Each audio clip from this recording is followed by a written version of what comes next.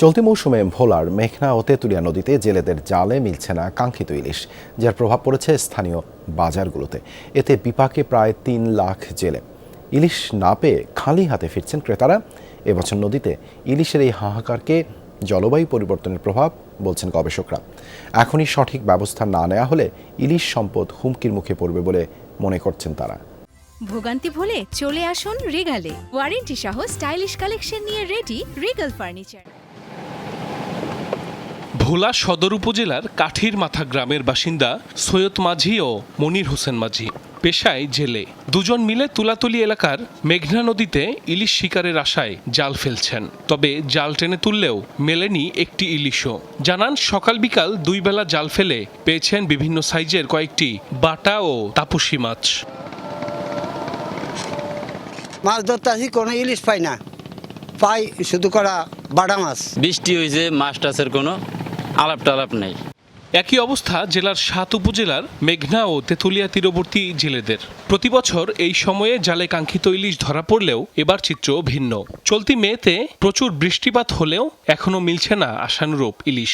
এতে বিপাকে পড়েছেন মৎস্যজীবীরা। সারাদিন জাল ভাই 2টা একটা মাছ পাওয়া যায়, এতে তার সংসার চলে না। এনজিওর টাকা দিতে সমস্যা, ওই তেলের ঘরে ঋণ হয়ে গেছি। নদীতে ইলিশ মাছের সংকট থাকার থেকে আমরা 5 জন ছিলাম, 5 জনের 3 জন গেছি গিয়া। 3 জন যে কাম করে, আমরা 2 জন কতদিন আছি বলতে পারি না। এদিকে কাঙ্ক্ষিত ইলিশ ধরা না পড়ায় এর প্রভাব পড়েছে স্থানীয় বাজারে। জেলায় দেশের 33 ভাগ ইলিশ আহরণ হলেও চলতি মৌসুমে বাজারে মিলছে হাতে গোনা কিছু মাছ। দামও অন্যান্য বারের তুলনায় বেশি। এখন তো ইলিশ মাছ নেই বলতেই চলে, দুই একজনের কাছে আছে, মানে প্রচুর পরিমাণ দাম। চিন্তা ভাবনা করছে একটা ইলিশ মাছ কিনবো। ইলিশ মাছ কিনতে আইসা দেখি যে না, আমার পক্ষে মানে সম্ভব না যে ইলিশ মাছ কিনা। সামর্থ্য কম, এবার দিয়ে পাঙ্গাস মাছ কিনছি। নদীতে মাছ খুবই কম, দাম আরো বেশি দিয়ে কিনতে হয়, আর 2 সাইডে যাওয়া হয় পার্টিরা ঢাকা বরিশাল নেয়। এখন মাছ তুলনামূলক একদম কম, এই জন্য ইলিশ মাছ আনতে পারি না, দাম বেশি। পোয়া মাছটা হারসা মাছটা আনিয়ে বিক্রি করি।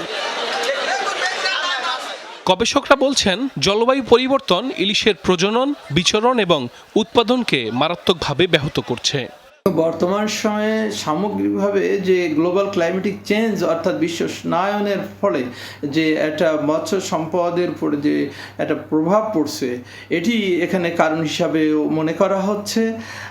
যদি বিস্তর গবেষণা করে এই বিষয়ে সময়োপযোগী সঠিক ব্যবস্থাপনা না নেওয়া হয়, তাহলে ইলিশ সম্পদ একটা হুমকির মধ্যে পড়ে যেতে পারে বলে মনে হয়। জেলার 7 উপজেলায় মেঘনা ও তেঁতুলিয়া নদীতে ইলিশ সহ বিভিন্ন মাছ শিকার করে জীবিকা নির্বাহ করেন প্রায় 3 লাখ জেলে। এদের মধ্যে সরকারিভাবে নিবন্ধিত জেলের সংখ্যা মাত্র 1,64,970 জন। সাইফ আহমেদ, যমুনা নিউজ।